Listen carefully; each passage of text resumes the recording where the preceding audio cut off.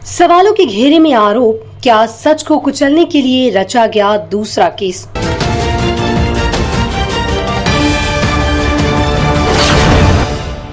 नमस्कार, मैं अंजना शर्मा और आप देख रहे हैं बेगूसराय न्यूज प्लेटफॉर्म।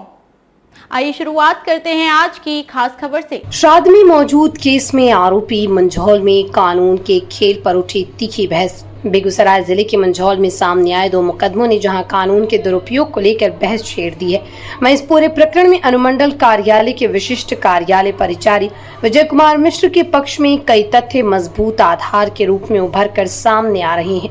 घटनाक्रम की परतें खोलने पर यह मामला केवल आरोप प्रत्यारोप का नहीं बल्कि सच्चाई और विश्वसनीयता की परीक्षा बन गया। सबसे पहले मंझौल थाना कांड संख्या 49/26 की बात करें, जिसमें विजय कुमार मिश्र ने स्पष्ट रूप से आरोप लगाया कि अधिवक्ता सह सेवानिवृत्त न्यायाधीश विजय किशोर चौधरी ने फोन कर एसडीएम कोर्ट में लंबित मामले में अपने पक्ष में आदेश पारित कराने का दबाव बनाया। इतना ही नहीं, कथित तौर पर रुपए की प्रलोभन देने की बात सामने आई। रुपया नहीं लेने या मना करने पर झूठे मुकदमे में फंसाने की धमकी भी दी गई। यह आरोप न केवल गंभीर है बल्कि एक जिम्मेदार पद पर रह चुके व्यक्ति की गरिमा पर भी प्रश्न खड़ा करता है। प्रशासन ने भी शिकायत को हल्के में नहीं लिया। अनुमंडल दंडाधिकारी के निर्देश पर तुरंत प्राथमिकी दर्ज की गई, जो इस बात का संकेत है कि प्रथम दृष्टया आरोपों में दम पाया गया। पुलिस द्वारा जांच शुरू होना और आरोपित का आत्मसमर्पण कर जमानत लेना भी इस मामले की गंभीरता को दर्शाता है।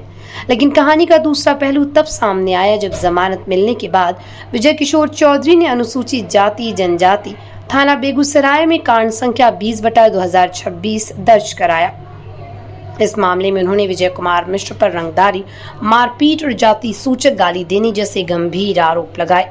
पहली नजर में एक सशक्त पलटवार प्रतीत होता है, लेकिन जांच में सामने आए तथ्य इस आरोप को कमजोर करते दिख रहे हैं। सबसे अहम तथ्य ये है कि जिस दिन और समय पर घटना का जिक्र किया गया है, उस दौरान विजय कुमार मिश्र अपने गांव डफरपुर में अपनी माता के श्राद्ध कर्म की तैयारी में व्यस्त थे।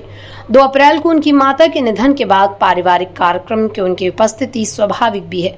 इसके समर्थन में स्थानीय स्तर पर मौजूद लोगों की पुष्टि और आसपास के सीसीटीवी कैमरों की जांच भी महत्वपूर्ण साक्ष्य के आधार में उभर रही है।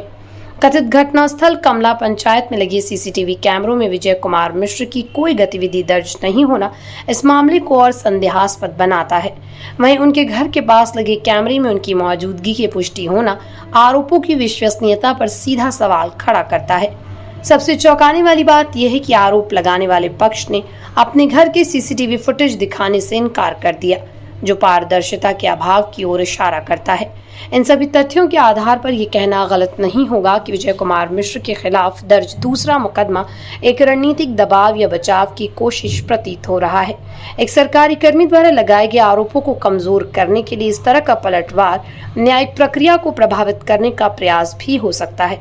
फिलहाल दोनों मामलों की जांच जारी है, लेकिन उपलब्ध साक्ष्य और परिस्थितियां विजय कुमार मिश्र के पक्ष को अधिक विश्वसनीय बनाती हैं। अब सबकी नजर पुलिस जांच पर टिकी है, जो ये तय करेगी कि सच में न्याय के नाम पर खेल हो रहा है या फिर सच्चाई को दबाने की कोशिश।